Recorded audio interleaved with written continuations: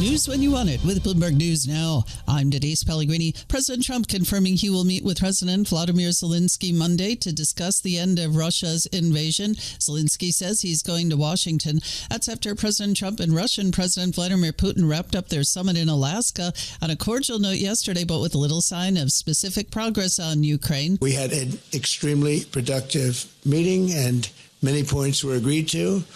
There are just a very few that are left. Some are not that significant. One is probably the most significant. And President Trump says this morning it is up to Zelensky to make a deal.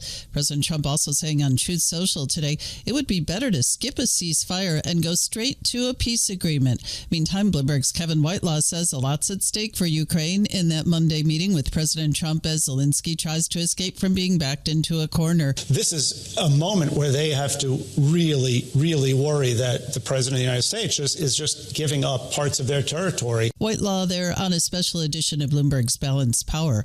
President Trump, meantime, says he's holding off hiking Chinese tariffs, citing progress he said was made with Putin toward ending the war in Ukraine. I think I don't have to think about that. No, I may have to think about it in 2 weeks or 3 weeks or something, but we don't have to think about that right now. I think the meeting went very well. And Trump in a Fox News interview with Sean Hannity. Trump earlier this month threatened buyers of Russian energy with additional tariffs as a means of pressuring Putin into peace talks with Ukraine. President has already doubled duties on Indian products to 50% starting August 27 over its purchases of oil from Moscow. We're hearing current and former OpenAI employees plan to sell about $6 billion worth of shares to an investor group that includes Thrive Capital, SoftBank Group, and Dragoneer Investment. A deal would value the ChatGPT maker at $500 billion, according to sources who say the secondary share is on top of SoftBank's commitment to lead OpenAI's upcoming $40 billion funding round. That would value the company at $300 billion. The $500 billion valuation would make OpenAI the world's most valuable startup, surpassing Elon Musk's SpaceX. Air Canada's 10,500 flight attendants now on strike. More than 130,000 passengers a day being disrupted in this peak summer vacation season after pay negotiations fell through.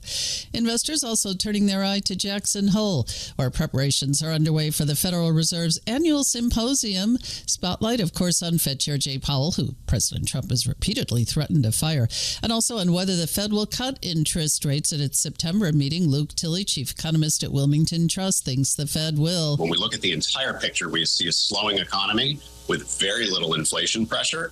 And that brings us to the conclusion that the Fed is likely to be cutting rates. And Tilley there on the Bloomberg Surveillance podcast, which you can download wherever you get your podcasts. And we'll have live special coverage for you of all the drama in Jackson Hole as events unfold this coming week. We'll also be talking to dozens of newsmakers and special interviews on the sidelines of that conference, all on Bloomberg Radio and Bloomberg Television, and of course, streaming on our Bloomberg YouTube podcast channel. Dozens of Democratic lawmakers preparing to return to Texas early next week after fleeing the state to temporarily block Republican leaders from adopting a redrawn congressional map that could flip 5 U.S. House seats in Republicans' favor. House Speaker Dustin Burrows says the lawmakers who return will face arrest. Do not think you have permission to return to Texas and enjoy a peaceful weekend before finally showing up to work. DPS will remain active and civil arrest warrants will be reissued.